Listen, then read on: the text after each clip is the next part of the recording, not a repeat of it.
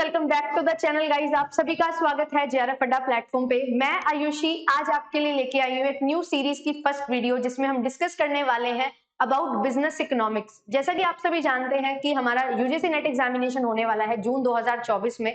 Dates भी हमारे पास already है, तो हमें अभी से ही अच्छे से तैयारी करते हुए चलना है। और इसी के लिए आपके लिए सीरीज स्टार्ट की गई है, यूट्यूब फ्री बैच स्टार्ट किया गया है, जहां पे मेरी क्लासेस आपको मिलने वाली है ट्यूसडे, थर्सडे एंड सैटरडेज को। तो आज इस वीडियो में डिस्कशन करेंगे about business economics unit number 3 and आपके लिए डेली हमारी क्लासेस हैं जो चलती रहती है। मेरा नाम आयुषी है, जो भी for the very first time मेरे साथ जुड़ रहा है, तो आपको मैं बता दूं, आपके लिए पेपर 1 एंड कॉमर्स की क्लासेस मैं यहाँ पे कंडक्ट करती हूँ, तो आप ज्वाइन कर सकते हैं पेपर 1 एंड पेपर 2 कॉमर्स के लिए। मैनेजमेंट के अगर आप स्टूडेंट्स हैं तो आपके लिए ये क्लासेस इक्वली इंपॉर्टेंट होती हैं। जो भी कॉमन यूनिट्स हमारी होती है वो आप कवर कर सकते हैं। जेआरएफ अड्डा एप्लीकेशन को अगर अभी तक डाउनलोड नहीं किया है तो कर लीजिए। यहाँ पे आपको प्रीवियस ईयर पेपर्स साथ ही साथ पीडीएफ्स मिल जाती है क्लासेस की, सो दैट आप नोट मेकिंग कर सके एंड रिवीजन कर सके।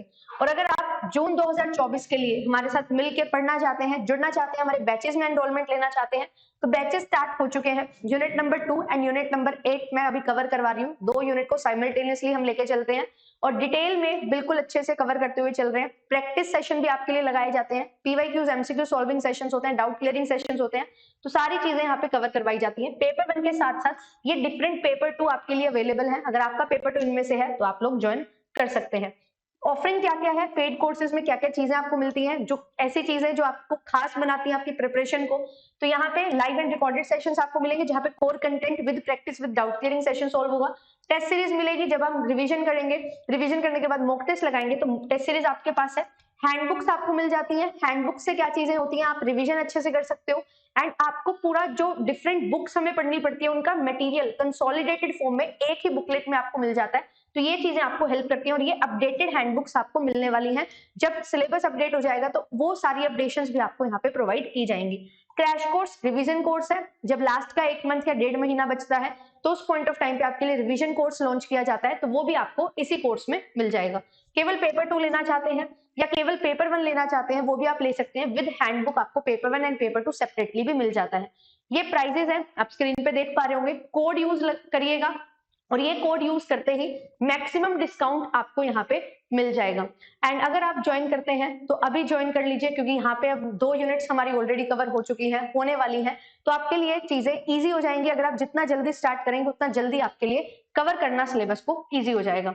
एंड ये सभी फीचर्स आपको दिए जाते हैं, प्रोवाइड किए जाते हैं। आपको क्विजेस मिलती हैं क्लास के बाद ही, जो आपको हेल्प करती हैं कि जो सीखा है उसको अप्लाई हम अच्छे से कर सके। तो इंटरेक्टिव सेशंस होते हैं, फन वे ऑफ टीचिंग आपके लिए होता है, और डाउट क्लियरिंग सपोर्ट आपको प्रोवाइड किया जाता है, और पर्सनलाइज्ड कोर्सेज आपके लिए होते हैं। तो जेआरएफ अड्डा एप्लीकेशन को आप डाउनलोड कर सकते हैं एंड जा सकते हैं एप्लीकेशन में प्रिपरेशन टैब में, और एप्लीकेशन के थ्रू या वेबसाइट के थ्रू आप कोर्सेज को एक्सेस कर सकते हो।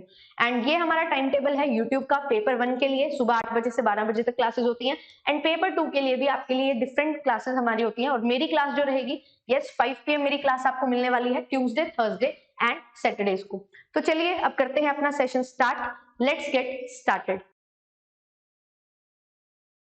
कि क्वांटिटी डिमांडेड में चेंज होने का मतलब क्या है।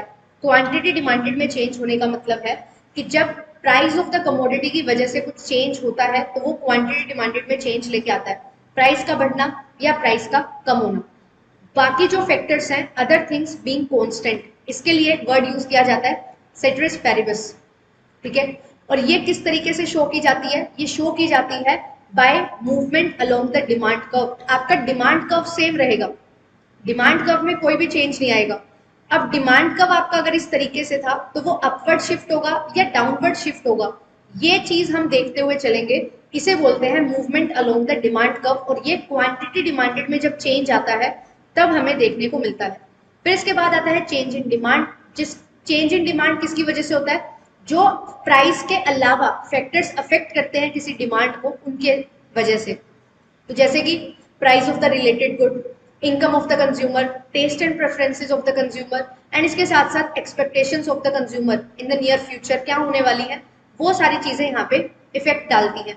और शिफ्ट हम किस तरीके से देखते हैं, शिफ्ट हम 2 तरीके से देखते हैं, फॉरवर्ड शिफ्ट और बैकवर्ड शिफ्ट। ये फॉरवर्ड शिफ्ट और बैकवर्ड शिफ्ट क्या है, ये डिमांड कर्व है। अब किसी कारण से क्या हुआ, प्राइस तो कांस्टेंट है, प्राइस उतना ही है, प्राइस में कोई चेंज नहीं आया, बट डिमांड कर्व क्या हो जाता है, डिमांड कर्व शिफ्ट हो जाता है फॉरवर्ड। तो इसको क्या बोलते हैं, इसे बोलते हैं फॉरवर्ड शिफ्ट। जब हमारा जो डिमांड कर्व है वो बैकवर्ड चला जाता है, इसको बोला जाता है बैकवर्ड शिफ्ट। कि जब प्राइस तो सेम है बट फिर भी डिमांड क्यों कम हो जाती है, प्राइस सेम है फिर भी क्यों डिमांड बढ़ रही है, ये हम चेंज यहाँ पे देखते हुए चलते हैं। ठीक है, तो यहाँ पे आप देख सकते हो एक्सटेंशन और कॉन्ट्रैक्शन की जब हम बात करते हैं, तो यहाँ पे जब आपके पास कोई डिमांड कर्व है, एक पर्टिकुलर प्राइस पे आप कुछ डिमांड कर रहे हो, जैसे प्राइस है 5 रुपए, ठीक है, और आप डिमांड करते हो 3000 यूनिट्स की। जैसे ही प्राइस पर यूनिट बढ़ के हो जाता है 6 रुपए, तो आपकी डिमांड कम हो जाती है 2000 यूनिट्स पे। और जैसे ही प्राइस क्या होता है, कम हो जाता है, 5 से 4 रुपए हो जाता है, तो आपकी डिमांड हो जाती है 3000 से 4000 यूनिट्स पे। ठीक है, तो ये सारी चीजें यहाँ पे आपको बता रखी है। प्राइस हमेशा कहा जाता है वाई एक्सिस पे, तो प्राइस के कम होने से डिमांड बढ़ी है, प्राइस के ज्यादा होने से डिमांड कम हुई है। ठीक है, तो ये चीज होती है, आप यहाँ पे इसको समझ सकते हैं। ठीक है, तो जब हमारा जो डिमांड कर्व है वो मूव करेगा, जब हमारा डिमांड कर्व क्या करेगा, एक्सटेंड होगा, जब प्राइस के बढ़ने से डिमांड कम होगी, तो हम क्या बोलेंगे कि ये क्या हुआ है, कॉन्ट्रैक्शन हुआ है, कि हमारी डिमांड कम हुई है। ये जो वर्ड हम यूज करते हैं ना कॉन्ट्रैक्शन, ये किसके रिस्पेक्ट में करते हैं, डिमांड के रिस्पेक्ट में। तो प्राइस बढ़ता है तो डिमांड कॉन्ट्रैक्ट होती है, तो कॉन्ट्रैक्शन। जब प्राइस कम हुआ है और डिमांड हमारी बढ़ चुकी है, तो उसको बोला जाता है एक्सटेंशन। तो एक्सटेंशन हमेशा डाउनवर्ड देखने को मिलता है और कॉन्ट्रैक्शन हमेशा अपवर्ड स्लोपिंग हमें देखने को मिलता है। फिर इसके बाद इसका रीजन समझ लेते हैं कि क्यों ऐसा होता है। ठीक है, एक्सटेंशन ऑफ डिमांड और कंस्ट्रक्शन ऑफ डिमांड है क्या। अब एक्सटेंशन ऑफ डिमांड का मतलब क्या है, कि जब प्राइस क्या हो रहा है, कम हो रहा है, तो क्वांटिटी डिमांडेड बढ़ जाती है। ठीक है, तो प्राइस 5 रुपए था एक आइसक्रीम का, अब वो 1 रुपए हो चुका है। तो पहले आप 1 यूनिट खरीद रहे थे 5 रुपए पे, बट 1 रुपया होने पे आपने उसकी 5 यूनिट कंज्यूम करना स्टार्ट कर दी। तो ये है extension of demand curve. Fall in price leads to extension of demand, this is PYQ। कि फॉल इन प्राइस से क्या होता है, कॉन्ट्रैक्शन या एक्सटेंशन, तो याद रखेंगे हमेशा एक्सटेंशन होता है। और अगर प्राइस क्या हो जाए, राइज हो जाए, प्राइस बढ़ जाए, तो पहले अगर 1 रुपए की कोई चीज थी तो आप 5 यूनिट कंज्यूम करते थे, अब वो चीज 5 रुपए की हो गई है तो आपने उसकी 1 यूनिट कंज्यूम करना स्टार्ट कर दी है। तो इसका क्या मतलब है कि प्राइस बढ़ा है तो डिमांड कम हुई है, डिमांड कॉन्ट्रैक्ट हुई है, तो rise in price leads to contraction of demand curve. हमेशा ध्यान रखना, अगर पेपर में ये लिखा आ जाए कि डिमांड कम हो रही है, क्या प्राइस बढ़ जाएगा, तो कभी भी ये चीज ट्रू नहीं होगी, इट इज ऑलवेज फॉल्स। क्यों, क्योंकि लॉ ऑफ डिमांड हमें ये चीज बताता है कि प्राइस में चेंज होने से आप क्वांटिटी डिमांडेड या डिमांड पे इफेक्ट देखते हो, आप क्वांटिटी डिमांडेड के चेंज होने से प्राइस पे क्या इफेक्ट पड़ेगा वो कभी नहीं देखते हो। तो हमेशा प्राइस के कम या ज्यादा होने से आपको क्या देखने को मिलेगा, एक्सटेंशन या कॉन्ट्रैक्शन। कभी भी कॉन्ट्रैक्शन या एक्सटेंशन होने से प्राइस पे क्या इफेक्ट पड़ेगा वो आपको नहीं देखना है। ठीक है, तो इस तरीके से ये डायग्राम बनता है, ये चीज आपको ध्यान में रखनी है। प्राइस क्या हो रहा है, यहाँ पे इंक्रीज हो रहा है, तो क्वांटिटी डिमांडेड कम हो रही है। फिर इसके बाद यहाँ पे आता है इंक्रीज और डिक्रीज इन डिमांड और चेंज इन डिमांड। अब हमने क्वांटिटी डिमांडेड तो देख लिया, अब चेंज कैसे आता है वो हमें देखना है। तो चेंज जब आता है जब other than price of a commodity कोई भी जो फैक्टर्स होते हैं वो इफेक्ट डालते हैं, तब हमें देखने को मिलता है कि हमारे पास क्या है, हमारे पास जो डिमांड है वो चेंज हो चुकी है। ठीक है, फिर इसके बाद देखते हैं इसको डायग्रामेटिकली। तो डायग्राम में आप देख सकते हो, यहाँ पे मैंने आपके लिए एक शेड्यूल बनाया है, ये शेड्यूल समझना बहुत ज्यादा जरूरी है, this is very very important. यहाँ पे आपको दो चीजें मैं सिखाने वाली हूँ। एक चीज होती है कि आप क्या कर रहे हो, प्राइस सेम रह रहा है तो आप ज्यादा डिमांड कर रहे हो।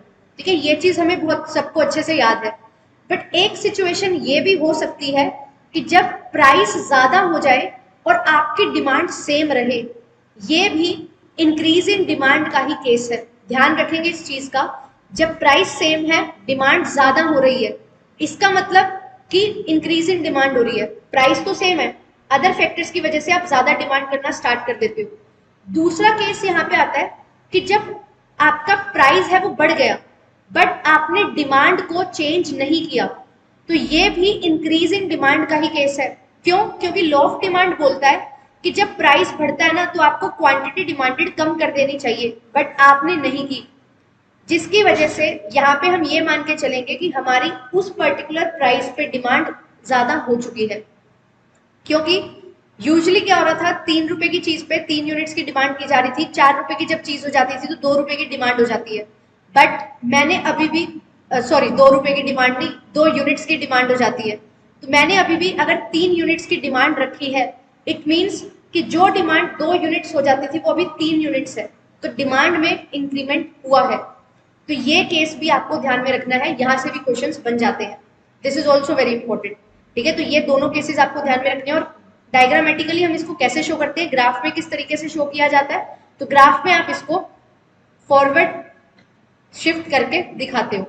अब इसमें ही ऐसे होता है जब फॉल इन डिमांड की हम बात करते हैं। अब फॉल इन डिमांड कब होता है, जब क्या चीज हुई है, प्राइस सेम है, आपने डिमांड कम कर दी, तो ये हमें शिफ्ट दिखाएगा और बैकवर्ड शिफ्ट दिखाएगा। सेम प्राइस पे कम डिमांड है तो भी यहाँ पे ये डायग्राम बनेगा, और जब प्राइस कम हो जाता है तो भी आप सेम डिमांड रखते हो। नॉर्मल सिनेरियो में क्या होता है, जब प्राइस कम होता है तो डिमांड हमारी बढ़ जानी चाहिए, बट प्राइस के कम होने से आपने डिमांड को नहीं बढ़ाया, आपने डिमांड को कांस्टेंट रखा। इसका मतलब क्या हुआ कि जब प्राइस मेरा 2 रुपये होता है तो डिमांड 4 यूनिट्स हो जाती है, बट अभी डिमांड 4 यूनिट नहीं हुई, 3 यूनिट ही है। इसका मतलब डिमांड में क्या हुआ है, डिक्रीमेंट हुआ है।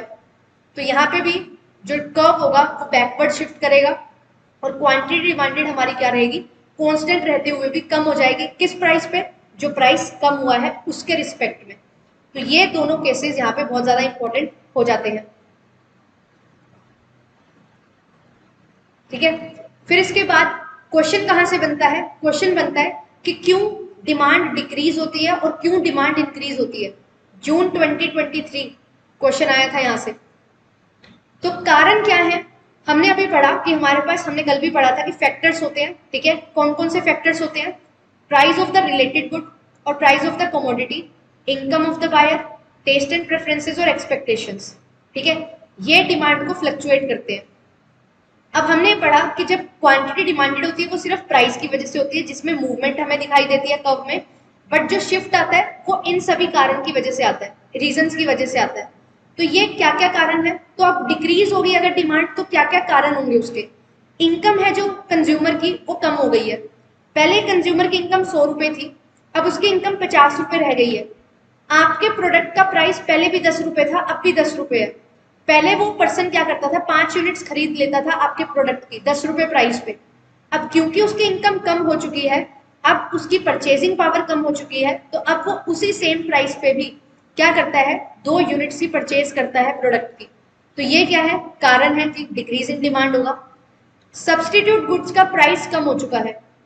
टी एंड कॉफी, आप टी में डील करते हो, चाय बेचते हो, ठीक है, और चाय का प्राइस 10 रुपए है, तो आपकी क्वांटिटी जो डिमांड है वो कितनी होती है, वो 15 यूनिट्स होती है।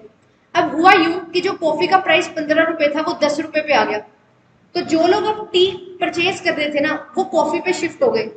टी अभी भी 10 रुपए की है, बट क्योंकि कॉफी का प्राइस कम हुआ है, जिसकी वजह से जो डिमांड है कॉफी की वो बढ़ जाएगी, और जो डिमांड है कॉफी टी की वो कम हो जाएगी। तो टी की डिमांड कम हो चुकी है सेम प्राइस रहते हुए भी, तो ये भी डिक्रीज इन डिमांड का एक कारण बनता है। फिर इसके बाद कॉम्प्लीमेंट्री गुड्स, अब सब्सटीट्यूट, यहाँ पे देखना सब्सटीट्यूट गुड के प्राइस में फॉल हुआ है तो हमारी डिमांड कम हुई है। ठीक है, हमने कल 2 टाइप के गुड पढ़े थे, सब्सटीट्यूट और कॉम्प्लीमेंट्री। तो कॉम्प्लीमेंट्री गुड्स में क्या होता है, जब प्राइस बढ़ जाता है, ठीक है, तो डिमांड कम होती है। For example car and petrol. अब हुआ यूं कि मेरे को कार खरीदनी थी, बट मैंने देखा कि पेट्रोल का प्राइस 100 रुपए से 150 रुपए हो गया। अब पेट्रोल का प्राइस बढ़ा, कॉम्प्लीमेंट्री गुड है, इसकी वजह से मैंने कार की डिमांड कम कर दी, मैंने कार को खरीदा ही नहीं। तो जब कॉम्प्लीमेंट्री गुड का प्राइस बढ़ता है तो आपके जो प्रोडक्ट की डिमांड है वो कम होती है। सब्सटीट्यूट गुड का जब प्राइस कम होता है तो आपके प्रोडक्ट की डिमांड कम होती है। तो यहाँ से एक चीज निकल के आती है कि सब्सटीट्यूट के साथ डायरेक्ट रिलेशन होता है, ठीक है, between price and quantity demanded, और कॉम्प्लीमेंट्री गुड्स में इनवर्स रिलेशनशिप होता है between price and quantity demanded. Price किसका, कॉम्प्लीमेंट्री और सब्सटीट्यूट का। क्वांटिटी किसकी डिमांड करोगे, जो आपका प्रोडक्ट है वो। This is PYQ। फिर इसके बाद टेस्ट एंड प्रेफरेंसेस में अगर अनफेवरेबल चेंज आ जाए, आपको लगा था कि अभी लोग ना खरीद रहे हैं इस प्रोडक्ट को, काफी पसंद आ रहा है लोगों को, बट एक ही दम ऐसा हुआ कि लोगों की प्रेफरेंसेस बिल्कुल चेंज हो गई। तो आपने प्रोडक्शन कर रखी थी, ठीक है, कितनी प्रोडक्ट बिकेंगे, इतनी डिमांड होगी इसकी, बट वो नहीं हुई। तो अब यहाँ पे क्या है, प्राइस में चेंज नहीं हुआ, स्टिल डिमांड कम हो गई है क्योंकि टेस्ट एंड प्रेफरेंसेस कम हो चुके हैं, ठीक है। फिर इसके बाद एक्सपेक्टेशंस, कि लोग क्या चाह रहे हैं।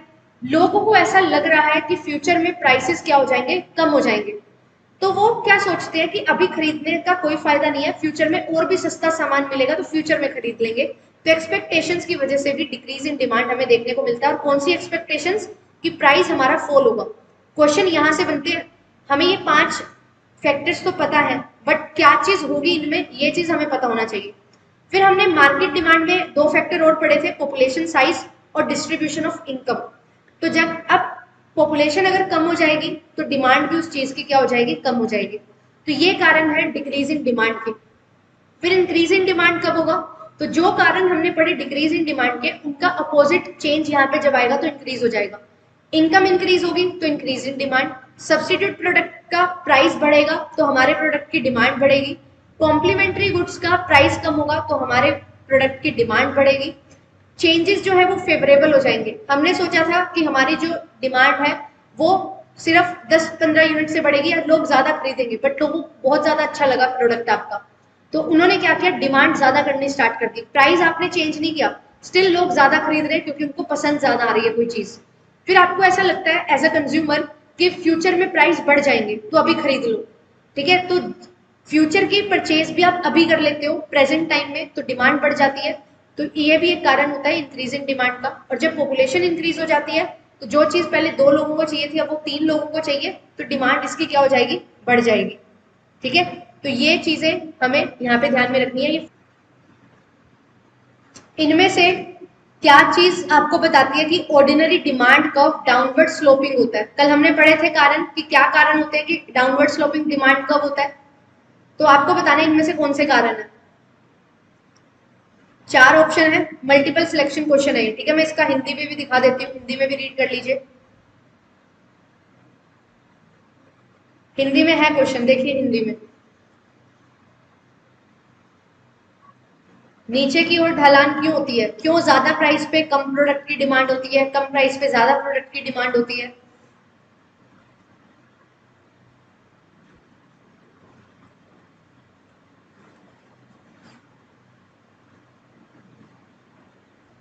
Okay, option number C answer आ रहा है मेरे पास। एक ऑप्शन को एलिमिनेट करना है।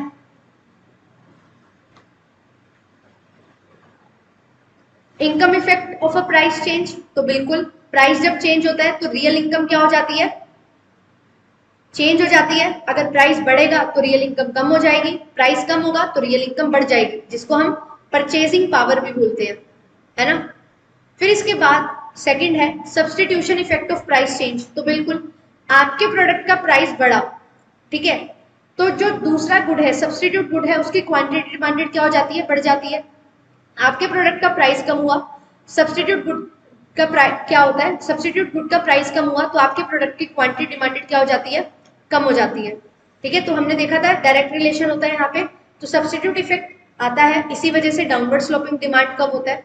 Utility maximizing behaviour of a consumer, जो कंज्यूमर है वो यूटिलिटी मैक्सिमाइज करने का बिहेवियर होता है उसका। तो हमने पढ़ा था डिमिनिशिंग मार्जिनल यूटिलिटी भी।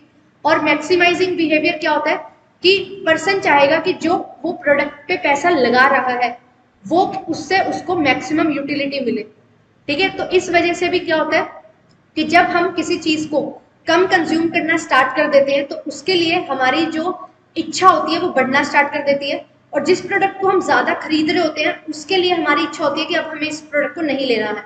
तो डिमिनिशिंग मार्जिनल यूटिलिटी यहाँ पे आती है, उसका इफेक्ट पड़ता है। और यूटिलिटी मैक्सिमाइजिंग बिहेवियर होता है कंज्यूमर का, जिसकी वजह से डाउनवर्ड स्लोपिंग डिमांड का हमें देखने को मिलता है। Risk averse behaviour of a consumer, यहाँ पे हम रिस्क एवर्स बिहेवियर की बात ही नहीं करते हैं इकोनॉमिक्स में, अभी डिमांड एनालिसिस में, ठीक है। तो ये ऑप्शन एलिमिनेट होगा एंड ए, बी और सी इसका करेक्ट आंसर होगा, ठीक है। हम यहाँ पे किस चीज की बात करते हैं, यहाँ पे हम बात करते हैं कि क्या प्रोडक्ट का प्राइस है, क्या रिलेटेड गुड्स का प्राइस है, कितनी इनकम है, क्या टेस्ट है, क्या एक्सपेक्टेशंस है, और किस तरीके से यहाँ पे यूटिलिटी को मैक्सिमाइज करने की कोशिश करता है कंज्यूमर। तो रिस्क एवर्स बिहेवियर यहाँ पे नहीं आएगा, ठीक है। जोखिम विमुख व्यवहार, कि वो जोखिम नहीं लेना चाहता है, तो ये चीज यहाँ पे कंसीडर हम नहीं करते हैं। चलिए इस क्वेश्चन का आंसर करिए, ये जून 2023 का क्वेश्चन है। Which of the following cause demand of a product to increase? किस कारण की वजह से प्रोडक्ट की डिमांड बढ़ जाती है? पहले इंग्लिश में देख लो, फिर हिंदी में दिखाती हूँ।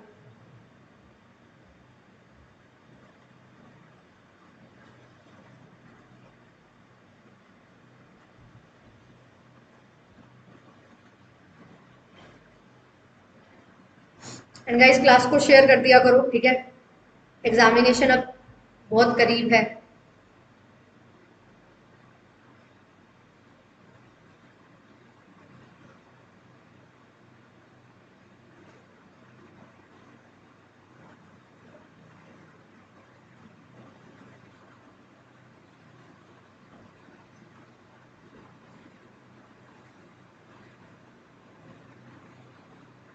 Okay, option number D. चलिए हिंदी में देखिए एक बार, बताइए इसका करेक्ट आंसर।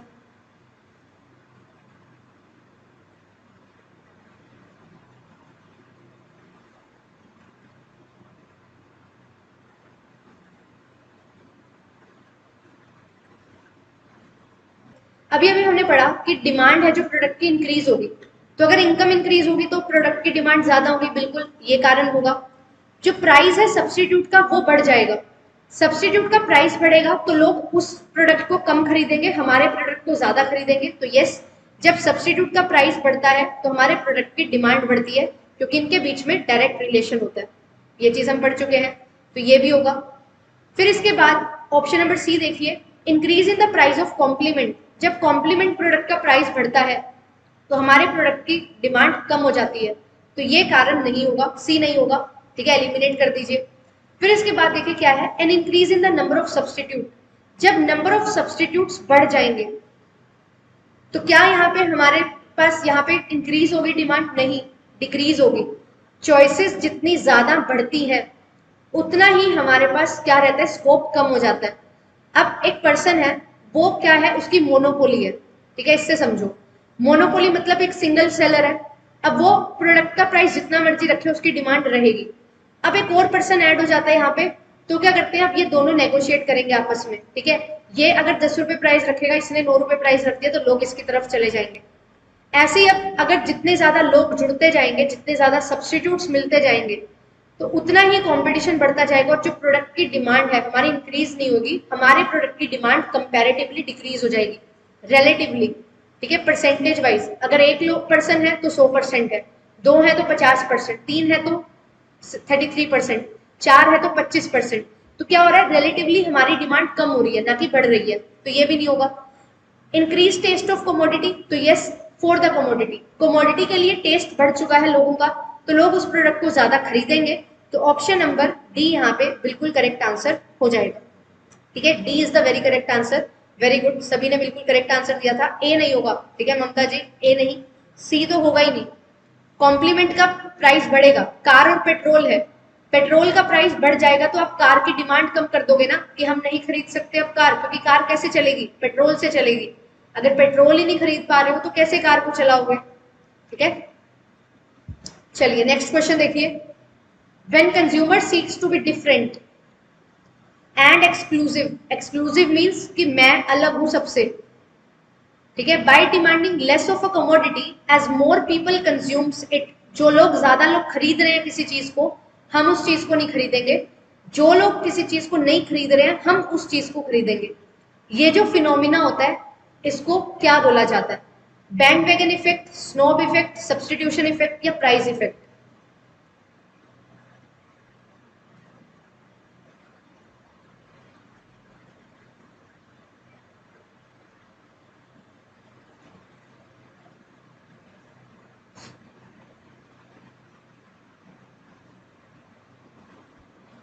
कल हमने पढ़ा था ना कि why demand curve slopes positive, ठीक है?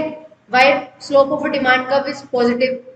तो उसमें हमने 5 केस पढ़े थे, तो उनमें ही हमने ये चीजें पढ़ी थी, bandwagon effect, snob effect, substitution effect और प्राइस इफेक्ट।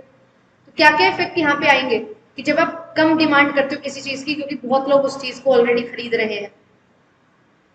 ओके, तो ऑप्शन नंबर बी आंसर आ रहा है मेरे पास। तो यस, बी ही इसका बिल्कुल करेक्ट आंसर है। स्नोब अपील, स्नोब इफेक्ट, यहाँ पे क्या होता है कि जो लोग खरीद रहे हैं वो हम नहीं खरीदेंगे, जो हम खरीद रहे हैं वो बाकी लोग ना खरीदें। ठीक है, हमने वेबलन गुड्स पढ़े थे, उसमें क्या होता है कि जितना महंगा सामान होगा उतनी ही डिमांड उसकी ज्यादा होगी, जितना प्राइस ज्यादा उतनी क्वांटिटी डिमांड ज्यादा। क्यों? क्योंकि इससे हमें स्टेटस सिंबल मिलता है, हमें प्रेस्टीज मिलती है, रिकॉग्निशन मिलती है, एक अलग सेपरेट पार्ट है हम सोसाइटी का, जो रिच पार्ट है, एलीट पार्ट है। तो स्नोब इफेक्ट यहाँ पे होती है जब कोई चीज कोई लोग खरीद रहे हैं तो हम नहीं खरीदते। बैंड वैगन इफेक्ट कहाँ पे आता है? डेमोन्स्ट्रेशन में। डेमोन्स्ट्रेशन मतलब देखा देखी करना। रिच क्लास को जब आप इमिटेट करने की कोशिश करते हो कि वो लोग जो चीज खरीद रहे हैं हमें भी वही चीज खरीदनी है, तो इससे क्या होता है, डिमांड बढ़ जाती है किसी चीज की अननेसेसरली। ठीक है, और सब्स्टिट्यूशन इफेक्ट क्या होता है, एक दो प्राइस है, एक का प्राइस बढ़ा तो दूसरे की क्वांटिटी डिमांडेड पे क्या फर्क आएगा, एक का प्राइस कम हुआ तो दूसरे की क्वांटिटी डिमांडेड है उस पर क्या फर्क आएगा, ये चीज जब हम देखते हैं। और प्राइस इफेक्ट क्या है कि प्राइस के चेंज होने से क्या इफेक्ट पड़ता है क्वांटिटी डिमांडेड पे। तो बी इसका बिल्कुल करेक्ट आंसर होगा। चलिए नेक्स्ट क्वेश्चन देखिए। Which of the following is not the assumption of inverse relationship between price and quantity demanded? इनमें से कौन सी assumption नहीं है?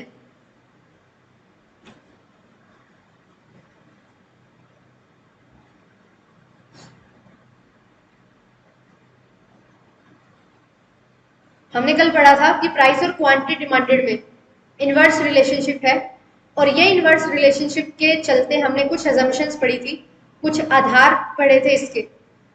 तो इनमें से कौन सी assumption नहीं है वो आपको बतानी है।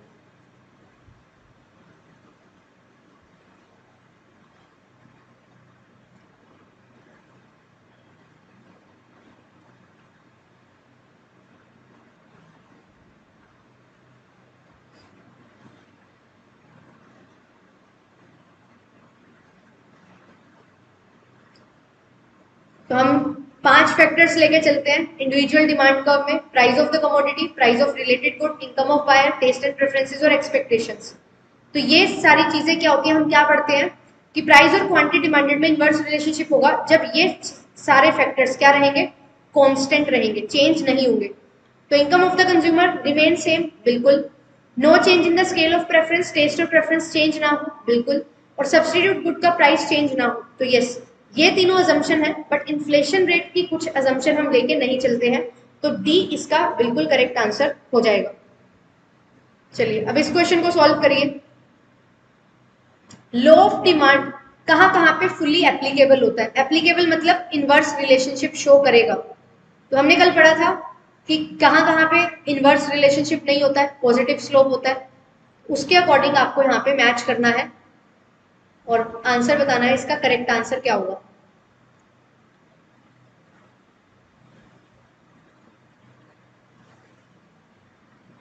कल मैं आपको करवाने वाली हूँ इलास्टिसिटी ऑफ डिमांड। ठीक है, तो इलास्टिसिटी ऑफ डिमांड को कवर करेंगे एंड मोस्ट इंपॉर्टेंट टॉपिक है, अच्छे से समझते हुए चलेंगे।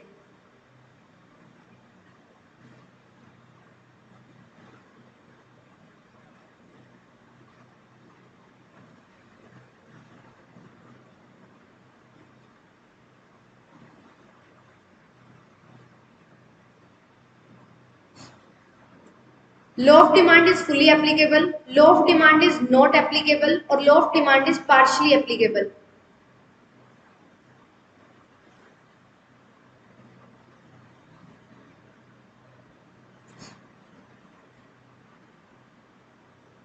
इंपॉर्टेंट क्वेश्चन है, ठीक है। ये आई थिंक हिंदी में नहीं है, तो आप इंग्लिश में ही पढ़ लो और इसका आंसर कर दो। ऑप्शन नंबर सी आंसर आ रहा है मेरे पास। ओके, क्या ये क्वेश्चन एक ही ऑप्शन से हो जाएगा?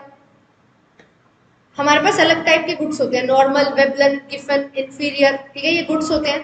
तो नॉर्मल गुड्स में क्या होता है, लॉ ऑफ डिमांड फुलफिल होता है, तो लॉ ऑफ डिमांड फॉलो करेगा नॉर्मल गुड्स में, ए का 3 होगा और answer will be option number C. But समझ लेते हैं आगे कि एप्लीकेबल ना होना और पार्शली एप्लीकेबल होना कहाँ कहाँ पे होता है। तो ये जो लॉ ऑफ डिमांड है वो एप्लीकेबल ही नहीं होता है, ये गिफन गुड्स में होता है, और पार्शली एप्लीकेबल होता है ये वेबलन गुड्स में होता है। कुछ हद तक लॉ ऑफ डिमांड फॉलो करता है वेबलन गुड्स में, बट एक पॉइंट के बाद ये फॉलो करना बंद कर जाता है। तो जब भी पार्शली एप्लीकेबिलिटी की बात आएगी ना, तो आप वेबलन गुड्स लोगे, जहां पे ज्यादा, यहाँ पे पता है क्या चीज होती है, वेबलन गुड्स में हम देखते हैं कि ज्यादा प्राइस पे ज्यादा गुड्स खरीदे जाएंगे, ठीक है। ये चीज होती है कि सोशल स्टेटस मिलता है इस वजह से। अब कम प्राइस होगा तो कम ही परचेजिंग होगी, ऐसा जरूरी नहीं है।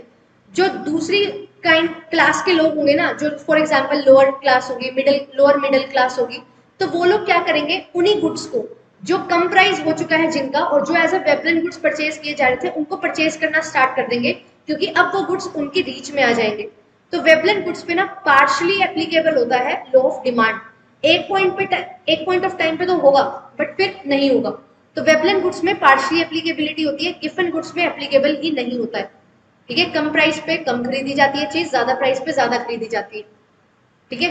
तो ये चीज आपको ध्यान में रखनी है। सी इसका बिल्कुल करेक्ट आंसर होगा। ओह सॉरी, हिंदी में था, चलिए कोई नहीं। इस क्वेश्चन का आंसर देंगे, टाइप्स ऑफ डिमांड से है ये क्वेश्चन, और ये क्वेश्चन आज की क्लास का लास्ट क्वेश्चन रहेगा।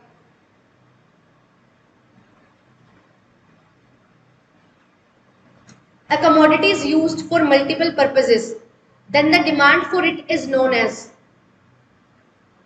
एक चीज के ज्यादा यूज होते हैं तो उस डिमांड को क्या बोला जाता है, joint demand, composite demand, direct demand या ऑटोनोमस डिमांड।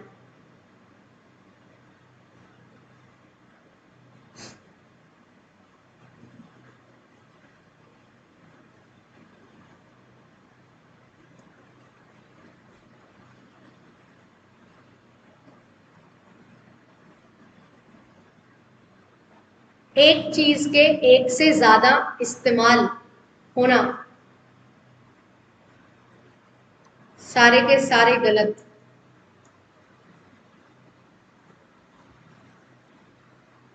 एक और चांस दे रही हूँ, आंसर चेंज कर सकते हो आप लोग। जॉइंट में हमने क्या पढ़ा था, मुझे ब्रेड बनाना है, ब्रेड बनाने के लिए मुझे फ्लावर चाहिए, ठीक है, मुझे बेकिंग पाउडर चाहिए, मुझे यीस्ट वगैरह चाहिए, और मुझे और भी इंग्रेडिएंट्स चाहिए जिनसे मैं ब्रेड बनाऊंगी।